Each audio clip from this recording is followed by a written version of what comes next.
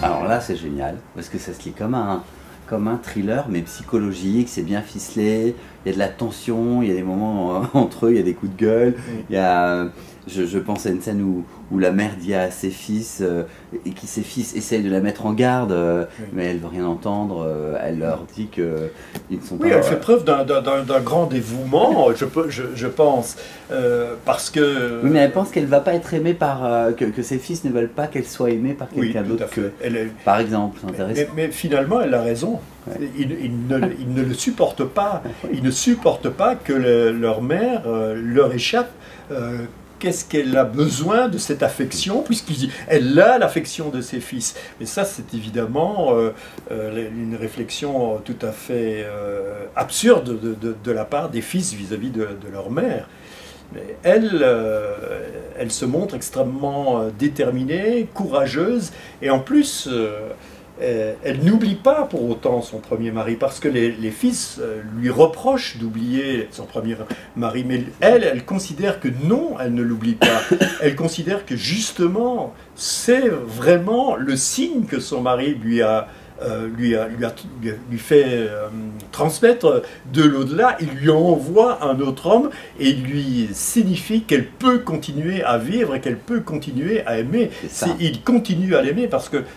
pour elle, elle a son approbation. Hein. Voilà, je pense que c'est un roman d'amour post-mortem d'une certaine manière. Alors ça, c'est très intéressant parce qu'en plus, ça pose la question, que quand on est veuve ou veuf, finalement très jeune, 38 ans, ou même 40, ainsi de suite, bah, la vie peut continuer, quoi. Il y a la question d'aimer sans culpabiliser un autre. Tout à fait. La poser. Tout à fait. Et Teresa sent que c'est ce qu'elle doit faire.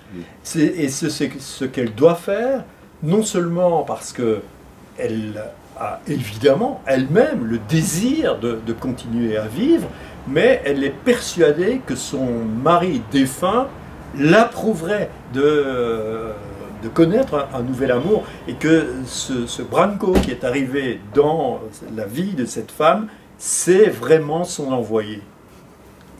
Armen Job, pourquoi les lecteurs doivent vous lire? On va terminer avec cette question. Moi, je pense que les lecteurs doivent lire les romanciers pour se poser des questions. Pour moi, c'est ça un roman. Un roman, parce que c'est un roman qui aborde de nombreux problèmes. Nous venons évidemment d'en évoquer quelques-uns, Christophe, mais il y a d'autres problèmes. Ah oui, oui, d'ailleurs, il y en a d'autres, pardon. De la violence, il y a le problème... Il y a un fond de guerre quand même. Voilà, des crimes de guerre, il y a le problème du pardon. Peut-on pardonner ces horreurs? Tout cela, ça se trouve, je pense, dans le roman, parce que le thème s'y prêtait, mais il n'y a pas de réponse. Un roman, c'est pas un traité de philosophie, c'est pas un traité de psychologie, ce n'est pas un essai avec des solutions d'essayistes. Un roman présente simplement une série de problèmes de vie. Sur la fin, d'ailleurs, vous vous intéressez aussi sur la justice par rapport oui. au crime. Quand quelqu'un va braquer une bijouterie, il y a une phrase comme ça qui m'a choqué et que j'ai encore en tête. On sait gérer, la justice sait gérer, mais face au crime de l'humanité... On ne peut plus. On ne peut plus. C'est bien évident que dans des situations comme celle que la Yougoslavie a connue, il est absolument impossible de juger, de traduire devant les tribunaux toutes les personnes qui ont commis des crimes, puisque il faut se souvenir de cette époque, les crimes ont été commis dans tous les camps. Les Serbes ont assassiné les Croates ont assassiné les Serbes ont assassiné les Bosniaques, les Croates, et il y a eu évidemment des massacres épouvantables dans tous les camps. Alors comment voulez-vous juger toutes ces personnes qui ont participé à ces crimes? C'est impossible. Le tribunal international de La Haye essaie de juger les gros poissons, et avec peut-être des manœuvres très politiques derrière tout ça, parce qu'il est bon de juger autant de Serbes que de Croates, par exemple, parce qu'il ne faut quand même pas faire de différence. Sinon, les Serbes vont dire, oui, mais ils n'ont que trop tendance à le dire, nous sommes les malheureux, nous sommes les malmenés dans cette affaire. Et donc, il y a une justice d'une certaine manière, mais elle ne peut pas s'exercer dans le cas de crimes de guerre, dans le cas de crimes contre l'humanité. Et cette complexité est commune à toutes les guerres d'ailleurs, parce qu'aujourd'hui on en vit une aussi dans notre actualité. Tout à fait. Et on voit bien qu'on arrive dans des débats un petit peu fous sur la déchéance de nationalité. On voit bien que finalement la sanction du crime contre l'humanité, eh ben, on est quand même bien en train de patauger. Hein. Tout à fait.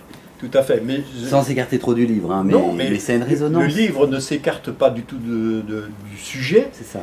Mais peut-être que nous devons aussi nous dire que la justice ne relève pas simplement des tribunaux. Vous pouvez, évidemment, c'est sûr que la société a le devoir d'exercer au mieux la justice. Mais si elle ne peut pas le faire, et il n'en reste pas moins que le criminel devra aussi faire face à sa conscience. C'est ce qu'on voit évidemment dans le roman. Est-ce que je peux continuer à vivre? Est-ce que j'ai encore droit à la vie des autres quand mon passé est celui qui est le mien? Ça, Et est-ce que je peux même solliciter le pardon? Je crois que c'est aussi une très grande question, parce que qui, parmi nous, par exemple, accueillant un criminel, bon, qui est là tout à coup, qui peut lui accorder un pardon pour des gens qui ont subi des préjudices? C'est pas nous qui avons subi le préjudice. Est-ce qu'on peut pardonner? Moi, je crois que c'est très difficile. Vous mettez bien le lecteur dans cette situation. Oui, bien sûr. Il faut qu'il s'interroge. Moi, je pense que le pardon, en tout cas, ne peut être en aucune façon l'oubli. Non, on ne peut pas oublier. Et Branco lui-même en a bien conscience. On ne peut pas oublier. Il doit rester avec ce qu'il a sur la conscience. Mais peut-être que pardonner, on devrait réfléchir au sens étymologique de pardonner. Il faut donner peut-être une nouvelle chance. C'est donner une nouvelle. Mais même un autre humain peut-il donner vraiment une chance à un criminel? C'est peut-être seulement la vie qui peut lui donner une nouvelle chance. C'est des thèmes qu'on retrouve dans certains de vos romans, hein, qui reviennent. Hein. Finalement, il y a une forme d'obsession très intéressante. Je suis très intéressé par la question les questions morales. Ça m'intéresse beaucoup. Absolument. Le bien et le mal. Pour moi, je pense qu'un roman nécessairement s'affronte à la question du bien et du mal. C'est une question absolument insoluble. Je crois que c'est précisément dans les romans qu'on peut la traiter, parce que, voilà, moi je n'ai pas de morale à donner, je ne vous parle pas au nom d'une religion, au nom d'une philosophie, simplement on pose les questions au lecteur pour lui montrer que les choses sont sans doute beaucoup plus complexes qu'il ne pourrait l'imaginer. En l'immergeant dans un contexte bien réel, hein. Voilà. Même si c'est de la fiction, finalement c'est bien réel. Armel Job, un grand merci. Merci et je serai toujours avec toi, c'est votre nouveau roman, en librairie aux éditions Robert Laffont. Et si on est là aujourd'hui, c'est qu'on en conseille vivement la lecture. Un grand merci. Merci beaucoup.